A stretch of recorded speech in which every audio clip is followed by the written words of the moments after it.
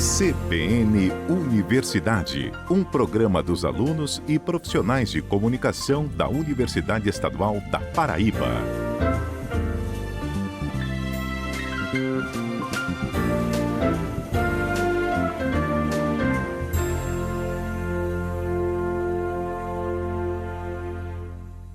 Oi pessoal, estamos no ar com mais um CBN Universidade. Este programa é uma parceria entre a Rádio CBN Campina Grande e a Universidade Estadual da Paraíba, que possibilita espaço prático para estudantes de jornalismo da UEPB e que fazem estágio na Coordenadoria de Comunicação da Universidade.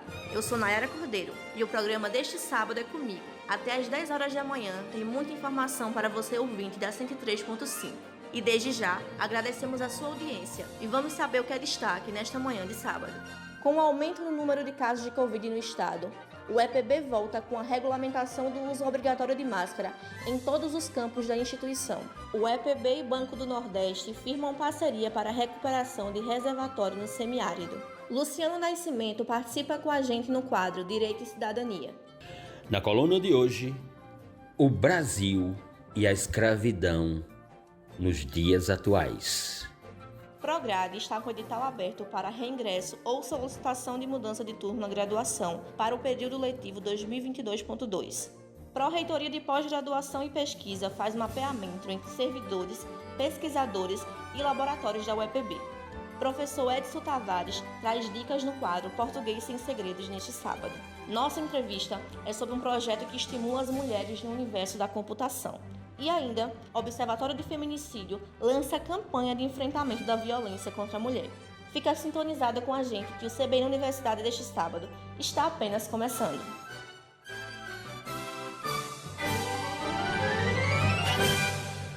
E a gente já inicia falando sobre a parceria entre a Universidade Estadual da Paraíba e o Banco do Nordeste, que assinaram um convênio relacionado ao projeto chamado Recuperação de Reservatório de Abastecimento Eutrofizado do Semiárido, produção e aplicação de coagulantes orgânicos derivados do bioma Caatinga. Através do convênio, o projeto receberá um aporte de R$ 428 mil para serem executados em 24 meses. A coordenadora é a professora Verusca Brasileiro, do curso de Engenharia Ambiental. É um projeto de inovação tecnológica que favorece o tratamento de água sem agressão à natureza, além de realizar o tratamento de hídricos eutrofizados, que são as águas que adquirem coloração turva e com baixo nível de oxigênio. Isso geralmente é resultado da poluição das águas pela ação humana, causando a morte de várias espécies animais e vegetais. O projeto já tem 2 patentes de coagulantes que fazem o tratamento das águas. Agora, com a assinatura do convênio, pretende desenvolver mais 2 patentes. As pesquisas e atividades serão realizadas na bacia do Rio Paraíba, nas cidades Boqueirão, Cabaceiras e Campina Grande. Agora a gente se liga na participação de Luciano Nascimento neste sábado. Vamos ouvir. Direito e Cidadania, com Luciano Nascimento. Bem, ouvintes, o tema da coluna de hoje é um tema histórico, cultural, econômico e civilizatório. O tema da coluna de hoje é o Brasil e a escravidão até os dias atuais. Essa palavra escravidão que jamais sairá da biografia da nação brasileira, que jamais deixará com que nós possamos refletir, observar em termos de sentido e todo o mundo fazer o mesmo sobre o que foram 338 anos de escravidão. Nós temos quase 3 vezes mais de tempo como país escravagista do que como uma nação sem escravidão, oficialmente falando.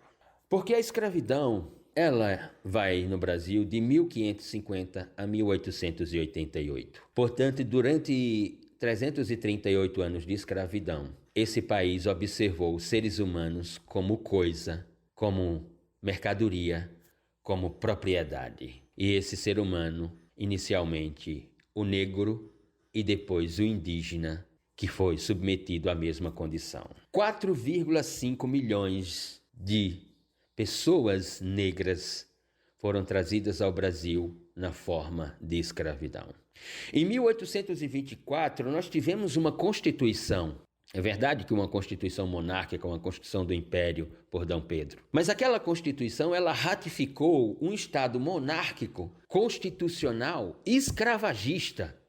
Ela não aboliu a escravidão. Paradoxalmente, no Brasil, na nossa realidade jurídica, cultural, social, política e econômica, a escravidão será abolida por uma lei infraconstitucional. Os americanos que fizeram sua Constituição em 1787 levaram 96 anos para abolir a escravidão, porque a sua Constituição também não aboliu a escravidão. Eles aboliram a escravidão pela 13ª emenda do presidente Abraham Lincoln. Aqui foi uma princesa a ter que propor uma lei infraconstitucional. Muito bem. A Constituição de 1824 mantém a sociedade brasileira e o Estado como escravagistas, na sua forma monárquica de estrutura constitucional. Ou seja, um direito e uma economia da escravidão. Mas vamos para o tempo presente, o século XXI. Nos últimos meses, temos assistido nos meios de comunicação social, na imprensa brasileira, destaque para vários casos da condição análoga a escravo na realidade brasileira. Vamos nos referir aqui a 2 deles, que são os mais impactantes. O caso da senhora Yolanda, de 89 anos.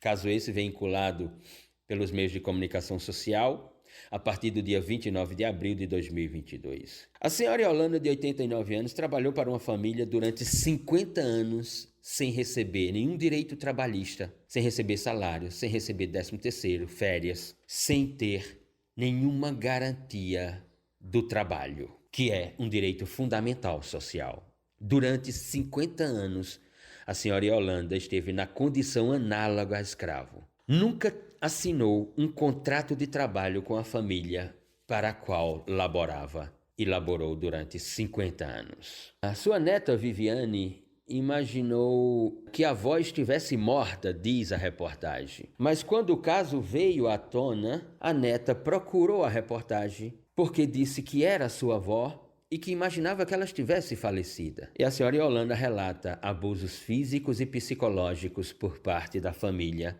para a qual laborou durante 50 anos, sem salários, sem férias, sem contrato. O Ministério Público do Trabalho, então, ingressa com uma ação no campo criminal por trabalho análogo a escravo contra a família e por uma ação no campo civil por uma indenização no valor de R$1 milhão pelos 50 anos de labor escravo. O segundo caso é de Madalena Gordiano, que durante 38 anos trabalhou nessa condição, na condição que o Código Penal Brasileiro, o Decreto 2848, no seu artigo 149 da parte especial, chama de crime ou delito de condição análoga a escravo. Nesse caso, dos 38 anos, o Ministério Público do Trabalho processa a família e pede uma indenização de 3,5 milhões por envolver danos morais e materiais.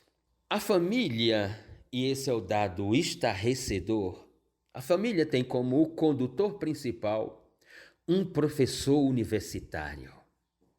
Como é que alguém que chega à universidade na condição de docente pode ter em sua residência por 38 anos, alguém que trabalha sem contrato de trabalho, sem receber salário, férias, direitos trabalhistas, ou seja, na condição análoga a escravo? Como é que alguém que está na universidade, na posição de docente da universidade, vive uma realidade dessa no seu lar? O Código Penal Brasileiro, o Decreto 2848 de 1940, estabelece como crime a redução à condição análoga à escrava da pessoa humana, pela condição de trabalho forçado por uma jornada exaustiva de trabalho. O artigo 149 do Código Penal estabelece uma pena de 2 a 8 anos de reclusão e uma pena de multa. Esses casos no Brasil, ano após ano, se multiplicam. de 2020 para 2022, nós temos um acréscimo assustador sobre esses casos da redução à condição análoga de escravo. Obrigada, Luciano. E sábado que vem tem mais Direito e Cidadania aqui na CBN Universidade. E antes de encerrar esse primeiro bloco do CBN Universidade, tem uma informação rapidinha para você que quer voltar a cursar graduação na UEPB ou simplesmente solicitar a mudança de turno para o próximo período letivo, o 2022.2. É que tem edital aberto para reingresso e também para a troca de horário. As inscrições permanecem abertas até o dia 15 deste mês e podem ser feitas através da página da Comissão Permanente de Concursos. No site você também encontra a informação com todas as vagas e os cursos disponíveis em todos os campos para esses processos. Só lembrando que para solicitar o reingresso, o estudante precisa ter abandonado o curso há no máximo 5 anos. E se você já fez outros 2 períodos para reingressar na instituição e não concluiu o curso, perde o direito de fazer um novo pedido. O edital ainda prevê a possibilidade de solicitação de reingresso para quem abandonou o curso até 10 anos, contando que reste apenas disciplinas de estágio a serem pagas ou então entrega e apresentação do trabalho de conclusão do curso. Já sobre a mudança de turno, ela é permitida para o curso idêntico e horário diferente. O estudante precisa estar devidamente matriculado no período 2020.2 ou com a matrícula trancada. Só reforçando que esse edital lançado pela Pró-Reitoria de Graduação da UEPB é para o próximo período letivo, que pelo calendário acadêmico deve ter início no dia 29 de agosto. É hora de intervalo rapidinho. Daqui a pouco vamos falar sobre assédio moral no ambiente de trabalho e ainda as dicas de português com o professor Edson Tavares. O CBN Universidade volta já. CBN Universidade, na CBN Campina Grande. Estamos de volta com o CBN Universidade deste sábado, e já com um tema muito importante. A UEPB, através da Pró-Reitoria de Gestão de Pessoas, a PROGEP, tem realizado diversas ações para prevenir e combater o assédio moral na instituição. Sobre isso, a gente conversou com a assistente social da PROGEP, Juliana Grangeiro, que falou sobre a iniciativa. Vamos conferir. Assédio moral, de acordo, com a Lei Complementar 127 de 2015, é a lei que regulamenta o assédio moral no âmbito da administração pública estadual, define que é toda e qualquer conduta abusiva externada por meio de gesto, palavra, comportamento ou atitude que atente por sua repetição ou sistematização contra a dignidade, desse servidor, dessa servidora, dessa pessoa, contra a sua integridade psíquica ou física, comprometendo também o seu bem-estar no ambiente de trabalho. Dentre as ações desenvolvidas na Universidade Estadual da Paraíba, através da Pró-Reitoria de Gestão de Pessoas, estão campanhas de prevenção e de combate ao assédio moral. Dentre essas campanhas esteve a elaboração de um cartaz que faz a divulgação das informações dessa lei, 127 de 2015, que regulamenta o assédio moral no âmbito da administração pública estadual. E aí nesse cartaz está tipificado o que é a prática do assédio moral. Ele também orienta o que se deve fazer em caso de estar vivenciando esse fenômeno, e bem como os canais de denúncia e de apoio e de proteção a essas vítimas de assédio moral. Além dessas campanhas, da distribuição desses cartazes em todos os ambientes de trabalho, a Pró-Reitoria de Gestão de Pessoas tem desenvolvido oficinas e lives falando sobre a temática. E no ano de 2022, a gente realizou recentemente uma live na temática sobre os desafios contemporâneos do assédio moral na administração pública, também em parceria com o professor Nelson Júnior, e temos previsto aí para setembro a realização de um evento com a palestra falando sobre as transformações do mundo do trabalho, a saúde mental e o assédio moral no setor público, né? Além dessas ações de cunho coletivo, de prevenção, o setor de serviço social, através da Pró-Reitoria de Gestão de Pessoas, recebe periodicamente e acolhe servidores possíveis vítimas de assédio. Então, o papel também da Pró-Reitoria de Gestão de Pessoas é receber esses servidores, acolhê-los e referenciar para a rede aí de serviços, tanto interno, né, bem como para a rede externa, né, a rede de proteção. Muitas vezes a gente sabe que esses servidores são mulheres e aí a gente também referencia para esses serviços. Sobre a importância da realização dessas ações na Universidade Estadual da Paraíba, antes de mais nada, no sentido de possibilitar, né, de promover aí um ambiente institucional em que se predomine o respeito e a dignidade, né, da comunidade acadêmica, mas também no sentido de que esse fenômeno ele tem provocado, né, muitas consequências, inclusive na saúde dos trabalhadores. E, além disso, ele também leva à responsabilização dos empregadores. Então, a realização dessas ações tem o objetivo, né, de prevenir esse sofrimento dos trabalhadores em si, dos servidores, mas também da própria responsabilização da instituição. Obrigada, Juliana Grangeiro, que é assistente social da Pró-Reitoria de Gestão de Pessoas da UEPB. E agora, a gente se liga nas dicas de português aqui no CBN Universidade. Português sem segredos, com Edson Tavares. Hoje eu vou falar sobre algo que, apesar de parecer ultrapassado, é ainda muito utilizado, inclusive e principalmente como documento, que é a ata de uma reunião. A princípio, ninguém lê ata, mesmo quando ela precisa ser aprovada pela Assembleia para valer como documentação oficial. Mesmo assim, ninguém a lê e todos preferem votar pela sua aprovação como está. Eu entendo que é um texto meio chato, sim, mas eu sugiro que não dê seu voto de aprovação sem a conhecer, só para se ver livre daquele enfado.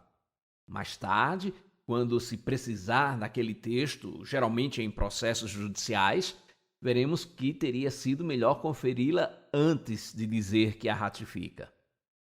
Mas e quando você é solicitado a elaborar uma ata? Isso pode acontecer pela força do seu cargo de secretário ou secretária, já que esta é uma das funções da secretaria de qualquer empresa, instituição ou condomínio. Mas pode ser também que você, não sendo secretário e na ausência deste, seja convocado para realizar este trabalho. Disse então que você foi convocado ad hoc, isto é, para aquela finalidade apenas. Então, vamos ver de que se compõe uma ata para que, num caso de necessidade, você não fique patinando sem saber por onde seguir. Primeiro, você precisa saber que é um texto oficial, relacionado a uma reunião que tem valor legal e, por isso, precisa ser utilizada uma linguagem sóbria, nem rebuscada demais, que as pessoas não entendam, nem também tão descontraída, que pareça um papo de amigos numa mesa de bar. Você precisa estar atento a tudo que é dito na reunião, fazer anotações ou gravar o áudio, se for permitido, para depois, sempre depois, nunca na hora da reunião que não dá tempo, depois produzir o texto com as anotações feitas. Você precisa ter sensibilidade e conhecimento para saber o que é imprescindível registrar e como resumir sem deturpar a fala nem deixar de fora dados importantes. Então, como começar? A primeira coisa a colocar é o título, com a identificação da reunião, o número de ordem e a entidade. Todos os exemplos que eu vou usar aqui são inventados, tá? Um exemplo de título seria Ata da 23ª reunião do projeto Palavras que Comunicam, do Departamento de Letras da Universidade Estadual da Paraíba. Após o título, vem o texto que deve ser corrido sem divisão em parágrafos. Será um parágrafo só, para que não fiquem espaços em branco que possam receber complementos depois. Começa com a data por extenso, nunca usar números. Hora, local e finalidade da reunião. Nomes dos presentes e da pessoa que preside o evento.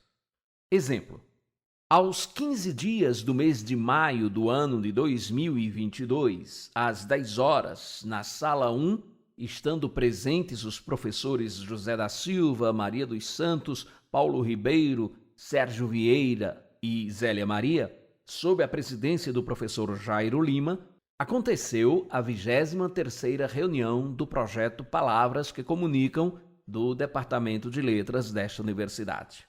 Em seguida vem o expediente, que é a aprovação da ata da reunião anterior, bem como o registro da correspondência recebida para aquela reunião, como atestados médicos, convites e solicitações. Vamos ao exemplo. O expediente do dia constou da leitura e aprovação da ata da reunião anterior sem restrições. O professor Mário Reis enviou atestado médico justificando sua ausência. Depois vem a ordem do dia, que são as discussões, votações e deliberações. Exemplo: na ordem do dia foi apresentada a proposta de um curso de extensão universitária, aproveitando os trabalhos produzidos no projeto, destinado a alunos da rede escolar pública, conforme parecer apresentado pelo professor Paulo Ribeiro, que foi votado e aprovado por unanimidade. Aí seguem-se os demais assuntos e, ao final, o fecho, que não muda muito, geralmente é algo padronizado, como, por exemplo, nada mais havendo a tratar, foi encerrada a presente reunião às 11h15, da qual, para constar, lavrei a presente ata, que subscrevo e vai assinada pelo presidente. Imediatamente após esse fecho, vem a cidade e a data. Campina Grande, Paraíba, 15 de maio de 2022.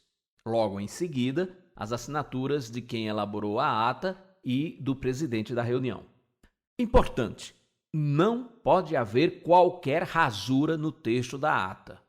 Se, ao escrever, você perceber algum erro, você usa a expressão digo e coloque em seguida a forma correta. Se somente depois de concluída a ata você notou algum equívoco ou inconsistência, ou se na reunião seguinte, quando da leitura, a ata recebeu alguma alteração, após as assinaturas, abre-se um parágrafo iniciando-se com a expressão em tempo e fazendo-se a retificação. E é isso. Agora você já sabe como elaborar uma ata sem qualquer segredo. Semana que vem eu volto. Tchau. Obrigada, professor Edson Tavares, e vamos de intervalo rapidinho. Na volta tem entrevista sobre um projeto que incentiva as mulheres do universo da computação. Fica sintonizado que voltamos já. CBN Universidade, na CBN Campina Grande.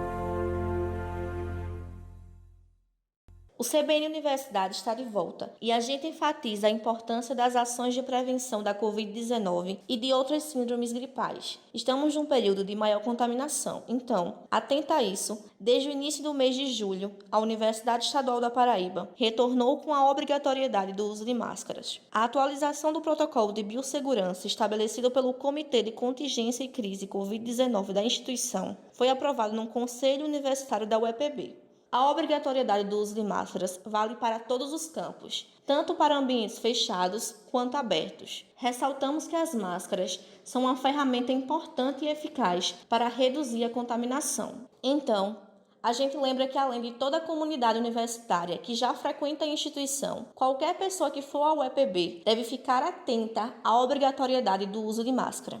Mudando de assunto, vamos falar agora sobre o projeto de extensão Mulheres na Computação. Ele foi criado no ano de 2020 com o intuito de promover a inclusão de mulheres no curso de computação na UEPB, procurando engajar e estimular o público feminino a não desistir do curso e da área da tecnologia. Para falar sobre o projeto, conversamos com a idealizadora e coordenadora das Mulheres na Computação, a professora Luciana Gomes. Professora, conta pra gente como surgiu a ideia do projeto.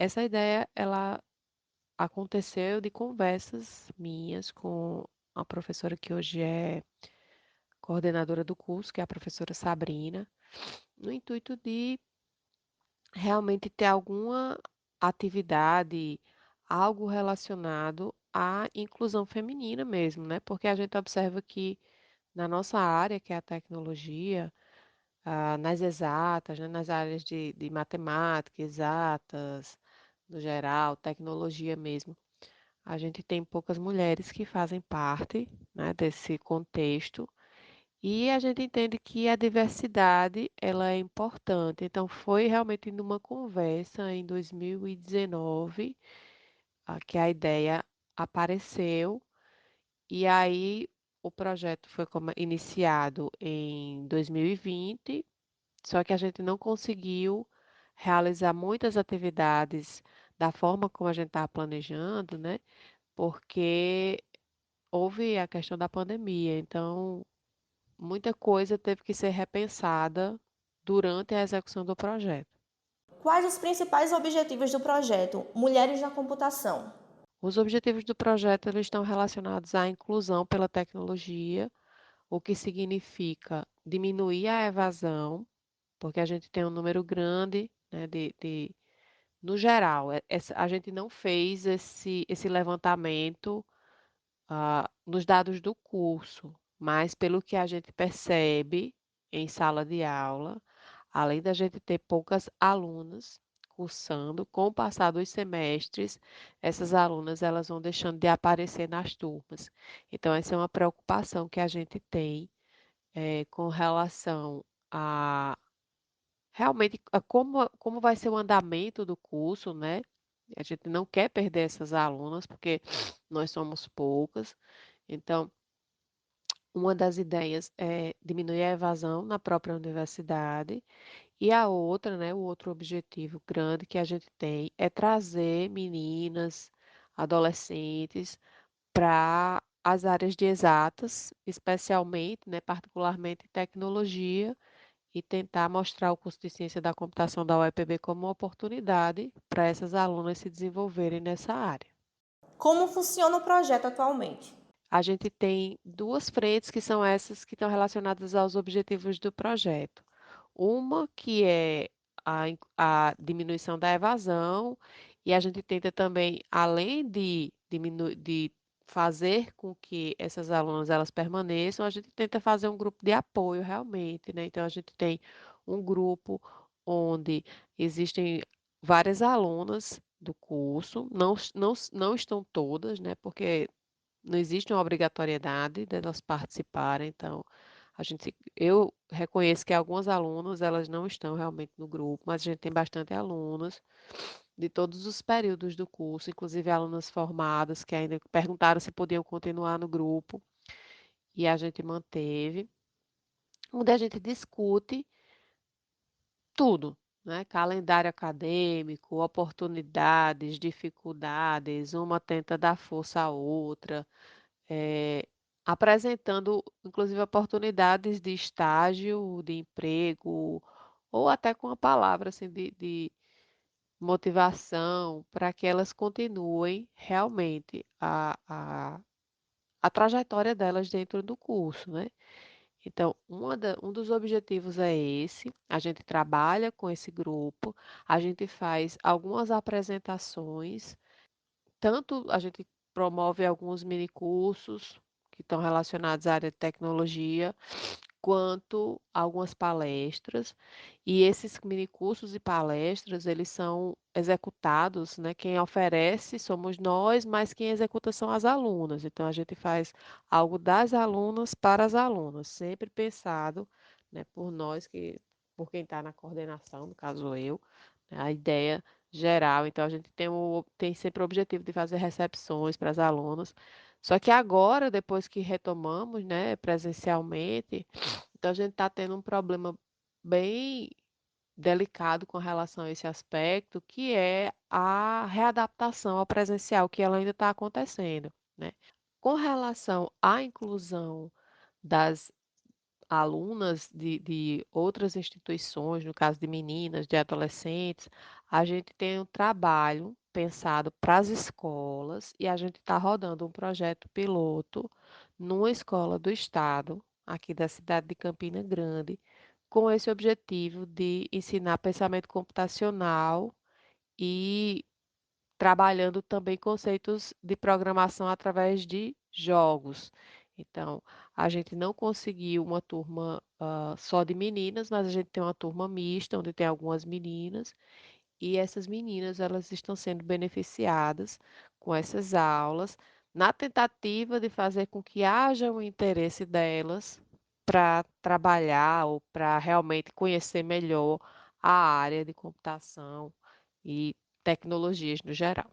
Quantas estudantes participam do projeto de extensão? Como colaboradoras, né, a gente tem uma bolsista, duas alunas que estão como voluntárias e mais duas alunas apareceram ah, como voluntárias, mas que ainda não estão, que a gente ainda não agregou ainda no grupo, né? Elas fazem parte do grupo de trabalho, mas a gente ainda não colocou no projeto. No geral, são 5 alunas, né? São 5 estudantes do curso de computação que fazem parte do projeto, como a parte de coordenação e desenvolvimento de atividades junto comigo. E a gente tem um grupo com 54 alunas, se não me engano, que são as alunas do curso de computação, onde a gente se comunica via mensagem, né, no grupo de WhatsApp. Professora, esse projeto é ofertado apenas para as estudantes de computação da UEPB? Além das alunas do curso de computação da UEPB Campus 1, inclusive a gente tem no nosso grupo alunas de Patos também, né? Acabei de lembrar disso aqui. Então, no grupo de WhatsApp, acaba que a gente agrega, como estava tudo à distância, né? Então, tudo de maneira remota, então acabou que algumas alunas de Patos, elas entraram no grupo e hoje a gente tem poucas, mas tem algumas alunas de Patos que fazem parte do grupo da gente também, né? Do grupo de WhatsApp. Então, pela questão geográfica, presencialmente, eu não sei se a gente vai conseguir ter um contato, mas as atividades online, elas são sempre atrativas nesse aspecto. Então, além das alunas daqui, né, de Patos, como eu disse, que temos alunos que fazem parte do grupo de WhatsApp, a gente também tem a oferta dos cursos. Como eu disse, a gente está rodando um piloto presencialmente, numa escola aqui de Campina Grande, para estudantes do nono ao terceiro ano, né? Do nono ano do ensino fundamental até o terceiro ano. Então, a gente entende que essa é uma faixa etária onde as meninas elas mudam, né? Elas conseguem boas notas nas disciplinas de matemática, de física, elas têm interesse, mas quando chega na hora de escolher uma profissão, normalmente elas não escolhem profissões voltadas a exatas e à tecnologia. Então, a gente quer fazer com que abram-se oportunidades para essas alunas ou que elas mesmas entendam que existe essa oportunidade ainda no ensino médio, né, que elas podem fazer, que elas são capazes também de concorrer a esse tipo de vaga e de ter sucesso nessas carreiras voltadas para tecnologias. Qual a importância acadêmica e social do projeto? Eu acredito que a importância, tanto acadêmica quanto social, é a gente conhecer o nosso público, né? E a gente entender essas dificuldades, porque a partir das dificuldades, dos problemas que essas alunas enfrentam, a gente pode conseguir desenhar e apresentar novas possibilidades para elas, né?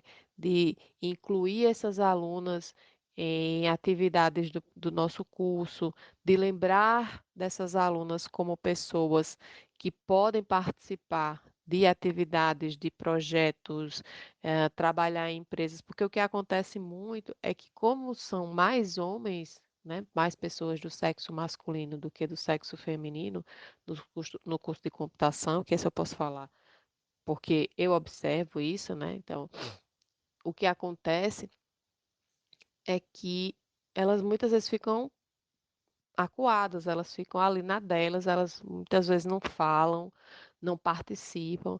Então, um grupo de alunos para a questão acadêmica, né, você trabalhar nesse aspecto, você consegue aí identificar e desenvolver talentos, né, para a tecnologia, para as empresas. E, além disso, a gente consegue entender o porquê dessas alunas elas não quererem ou delas sentirem certa dificuldade em fazer parte dos cursos de tecnologia, da área de tecnologia. Então, a gente precisa de diversidade, a verdade é essa, né? Nessa área que é predominantemente masculina, a gente precisa de diversidade para ter melhores ideias, para desenvolver tecnologias diferentes. E tudo isso começa a partir do interesse de uma aluna. Então, se uma dessas alunas nossas, ela tiver o interesse realmente, inclusive dessas do ensino médio, do nono ano, se uma dessas meninas tiver interesse e conseguir, né, se sobressair ou até conseguir ah, ter algum destaque, né, dentro da própria área, né, da tecnologia, numa área específica que ela escolha, para nós é importante. Então, uma menina dessas ser team leader, ser ah, coordenadora de um projeto, porque a gente apresenta para as pessoas que fazem parte do projeto uma visão diferente da visão masculina, que ela está sempre ali presente nos cursos de tecnologia, né? Na área de tecnologia, no mercado de trabalho. Então, é algo que se estende da academia, que é o compreender esse fenômeno do porquê a gente não tem tantas mulheres na tecnologia atualmente e reforçar, né, de maneira positiva essa participação até chegar no mercado de trabalho, porque aí mercado e academia andam de mãos dadas e a gente conseguindo esses dois aspectos, né, atacar esses aspectos, mesmo que no comecinho da cadeia, ou mesmo com a contribuição pequena, para nós já é um grande avanço. Então, cada menina que a gente conseguir mostrar o caminho, né, que a gente conseguir incluir, que a gente conseguir fazer ter interesse pela tecnologia, pelas exatas, pela computação, já foi para nós, ou já é para nós, né, algo de muita valia. A produção dessa entrevista foi minha, Nayara Cordeiro, e nós agradecemos à professora Luciana Gomes pela participação da senhora, que mesmo um pouco gripada, concedeu essa entrevista aqui pra gente. E esse tempo aqui em Campina Grande, para quem é alérgico principalmente, é difícil não apresentar sintomas gripais, não é mesmo? Pois muita vitamina C, vitamina D para reforçar a imunidade. E é hora de mais uma pausa. O CBN Universidade volta rapidinho. CBN Universidade, na CBN Campina Grande. Estamos de volta com mais um bloco do CBN Universidade e vamos falar sobre uma ação que está sendo realizada pela Pró-Reitoria de Pós-Graduação e Pesquisa da UEPB. Quem somos e o que fazemos? É um levantamento de pesquisadores, grupos de pesquisa e laboratórios. Sobre o assunto, a gente ouviu o Pró-Reitor de Pós-Graduação e Pesquisa, professor Francisco Jaime Bezerra. Vamos conferir. O que somos e o que fazemos é um projeto pensado pela Pró-Reitoria de Pós-Graduação e Pesquisa da UEPB, que foi inspirado em projetos semelhantes que já foram aplicados em outras universidades, não só aqui do Brasil, como do mundo. Na UEPB, esse projeto ele nasceu após algumas conversas que a nossa Pró-Reitoria teve com a Coordenadoria de Comunicação da UEPB, onde a gente identificou que existia uma dificuldade de identificar os profissionais da instituição que tratassem e que pudessem dar algum tipo de informação, de contribuição, uma fala, a produção de uma matéria, seja áudio ou seja visual, sobre um assunto qualquer, um assunto específico que pudesse estar em pauta ou de interesse local ou de interesse nacional. Então, com essa identificação foi que a gente verificou que isso era uma lacuna institucional e que era uma oportunidade que a gente tinha para fazer um projeto dessa natureza. Então a ideia surgiu no seguinte objetivo, foi criar um espaço dentro da nossa página institucional onde estivessem disponíveis uma lista com os nomes de todos os servidores da instituição, professores e técnicos administrativos, e com algumas informações básicas, como a fotografia, os seus contatos de e-mail, o seu local de atuação, já que a gente tem campos espalhados em várias cidades da Paraíba, com as indicações das suas especialidades, que estariam disponíveis de uma forma resumida como palavras-chave. de fácil localização e com a indicação de mais ou menos de 3 a 5 produtos relacionados a essas palavras-chave, como um livro, capítulo de livro, um artigo científico publicado, uma patente depositada, algum produto técnico, artístico, matéria em jornal e revista, qualquer tipo de material relacionado àquelas áreas, aquelas palavras-chave de interesse. E o link para o currículo Lattes, que é onde o interessado por aquela pessoa ou por aquela pesquisa pudesse ter algumas informações adicionais.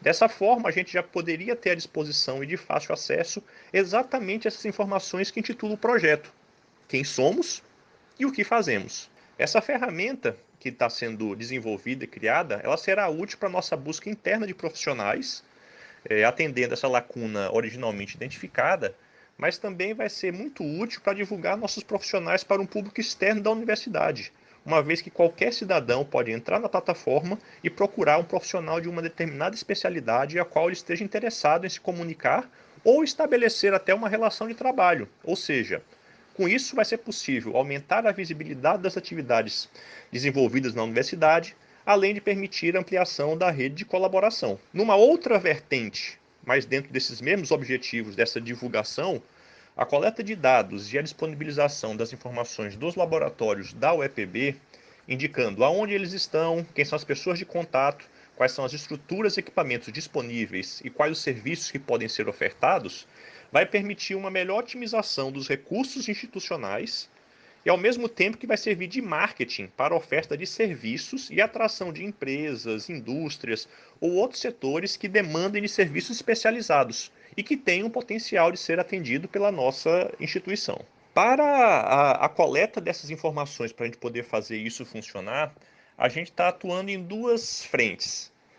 Nesse primeiro momento, a gente criou e distribuiu para todos os setores da universidade, os setores administrativos, os cursos, departamentos, os centros, formulários que podem ser preenchidos de maneira 100% online, onde cada servidor interessado em contribuir e divulgar suas ações insere suas informações. A segunda base de dados, referente aos laboratórios e às estruturas de pesquisa, também temos um formulário criado.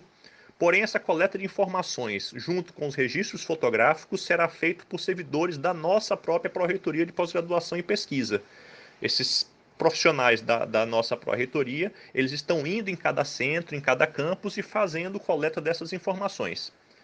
E aí, dessa forma, a gente vai ter o conjunto de informações que a gente quer para a ferramenta e a gente espera que até o final do ano todas essas informações possam estar disponíveis na página da universidade e disponível para o país e todo mundo, uma vez que é uma página, um site internet. Obrigada, professor Francisco Jaime. E o Observatório do Feminicídio da UEPB lançou uma campanha em favor da vida e de combate à violência contra a mulher. A campanha está estampada em vários setores da UEPB. E a presidente do observatório, que é a vice-reitora Ivonildes Fonseca, enviou um áudio para a nossa produção falando sobre a campanha e a preocupação da UEPB com o assunto. Escuta aí. A Universidade Estadual da Paraíba lançou a campanha intitulada As Mulheres Querem Viver sem violência doméstica, sem importunação sexual, sem feminicídio. Esta campanha ela tem o objetivo de ampliar as informações acerca de serviços úteis para casos de violência às mulheres. O dia 19 de junho, ele hoje é uma data oficial do combate ao feminicídio. Esta data foi instituída por lei, uma lei de autoria do deputado Ranieri Paulino, e vem em memória de uma professora da UEPB, professora Brígida Roseli Lourenço, que foi assassinada pelo ex-companheiro que não aceitava o fim do relacionamento. Bem, no cartaz da campanha são apresentados telefones, que eu vou citá-los agora. Telefone 123 para denúncia, ele é de âmbito estadual. Telefone 180, que é Central de Atendimento às Mulheres, ele é de âmbito nacional. O telefone 190 é a Polícia Militar, para casos de emergência. E o telefone 197 da Polícia Civil, casos de denúncia. Também a informação do endereço na internet do Guia da Rede de Enfrentamento à Violência Doméstica e Sexual. Este guia foi elaborado pela Secretaria Estadual da Mulher e da Diversidade Humana e vale ressaltar, né, que o governo do estado da Paraíba ele vem se destacando nacionalmente por apresentar ações que visam garantir a vida das mulheres.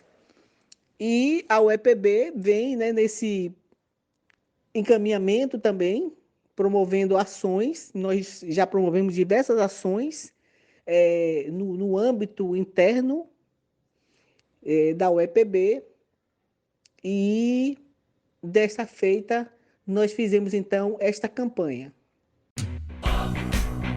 É hora do esporte. Agora a gente traz uma ótima notícia. A participação dos atletas da UEPB nos Jogos Universitários 2022, etapa estadual, foi de muitas premiações. De acordo com o último boletim enviado pela Federação Paraibana de Desportos Acadêmicos, ao todo foram conquistadas 70 medalhas, em 18 modalidades, sendo 36 medalhas de ouro, 20 de prata e 14 de bronze. Essas informações foram passadas pela Coordenadoria de Esporte e Lazer, COEL, que é vinculada à Pró-Reitoria Estudantil da UEPB. A delegação foi formada por 91 integrantes, sendo 86 atletas, 5 técnicos e um dirigente. A etapa estadual paraibana dos Jogos Universitários aconteceu no mês de junho em João Pessoa. Essa foi uma etapa classificatória para os Jogos Universitários Brasileiros, que serão realizados em Brasília no mês de setembro. Então a gente aproveita para parabenizar a delegação da UEPB e desejar sucesso na etapa nacional.